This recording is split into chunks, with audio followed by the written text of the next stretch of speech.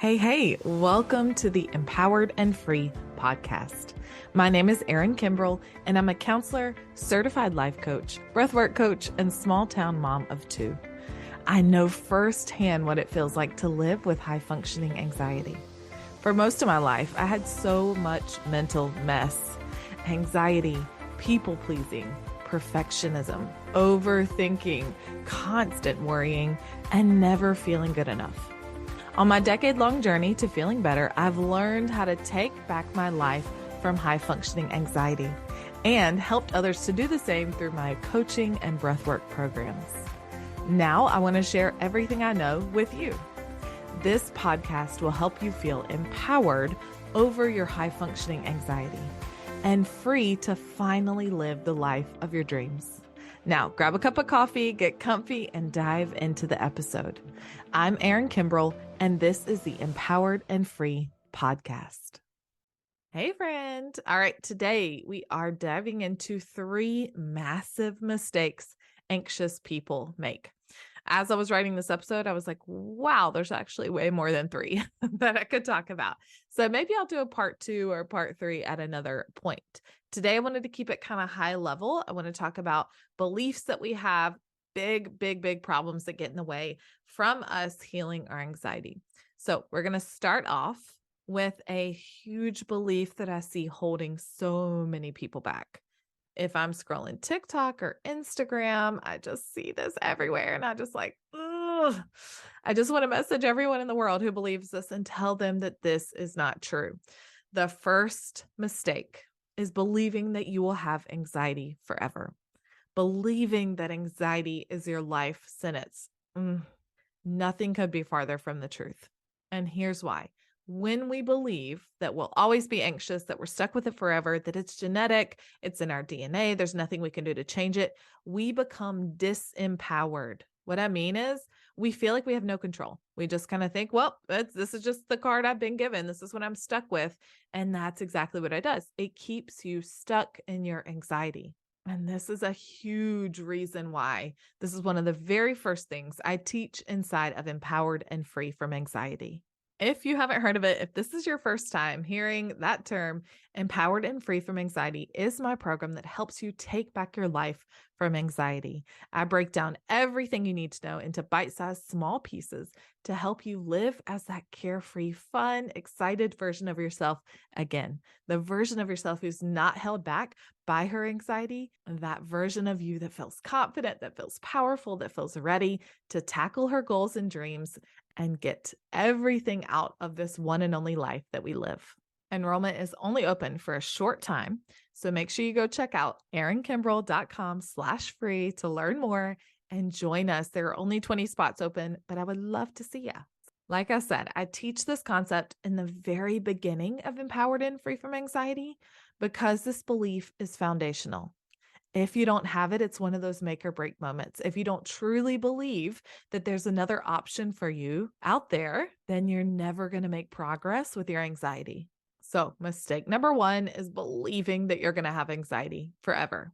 Mistake number 2 is only managing or coping with anxiety.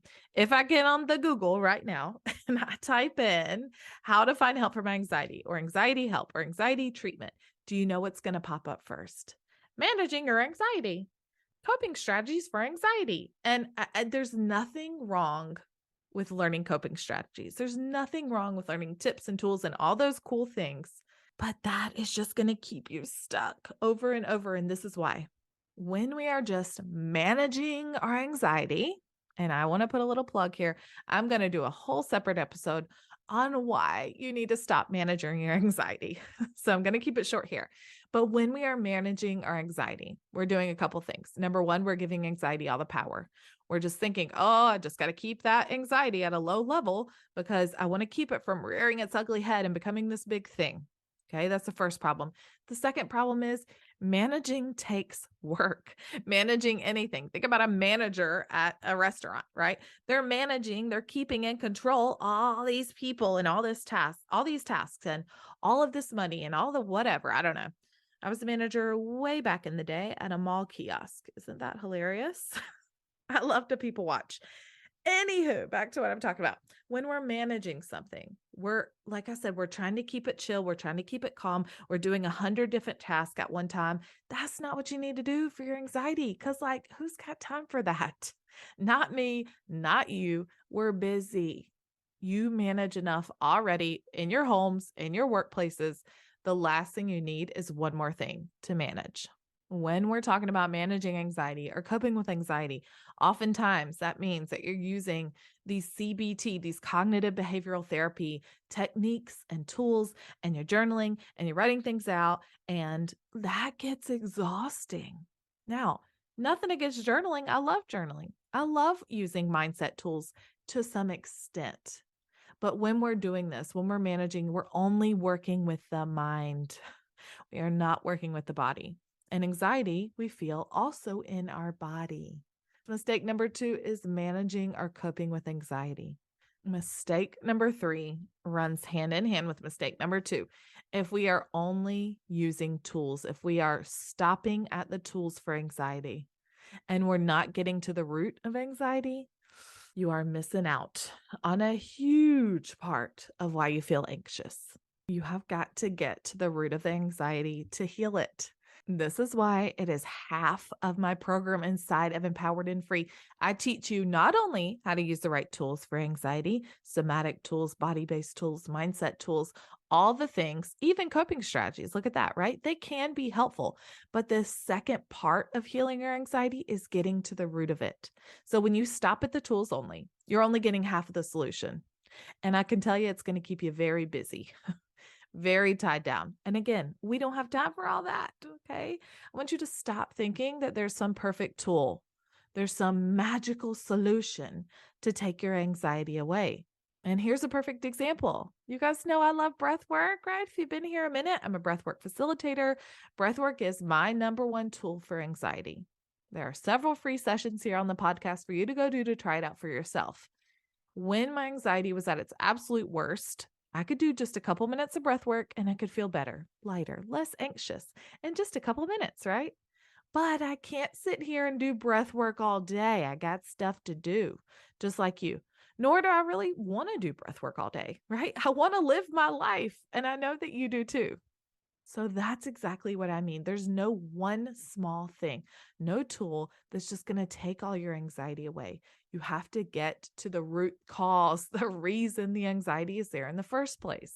So stop hopping from tool to tool, from practitioner to practitioner, from modality to modality. Stop thinking you just need to hear that key thing, that perfect tip that's going to change it all. This might sound like tough love, but I'm just trying to break it down for you guys. I really want us to all stop making these 3 massive mistakes about our anxiety. And I want you to think about how many of those mistakes are you making. Now, I don't play the shame game, the blame game, none of that. I was making these same mistakes too. That's why I'm here pulling back the curtain, shedding some light on the 3 things that can really, really, really hold you back. Again, these are foundational. We cover all of these in a big way inside of Empowered and Free. So again, how many mistakes are you making from this list? Maybe it's all 3. That's all right. Let's wrap it back up. Mistake number 1 was believing that you're going to have anxiety forever. Mistake number 2 is only managing or coping with your anxiety. And mistake number 3 is stopping at the tools only, not getting to the root of your anxiety. I hope this was helpful, my friends. I would love to see it inside of Empowered and Free. If you have any questions about this, I know these were kind of truth bombs here. I am happy to answer. Send me a message, find me on social media, send me an email. I'm there for you. I'll see you next time. Hey, thank you so much for hanging out with me today. You don't know how much it means to me. If you'd like more behind the scenes content, inspiration, and daily reminders that encourage and uplift you, follow me on Instagram at heyerinkimbrell and send me a DM to say hey. If any of the episodes have been super helpful for you, please consider leaving me a review on Apple Podcast, Spotify, or wherever you like to listen.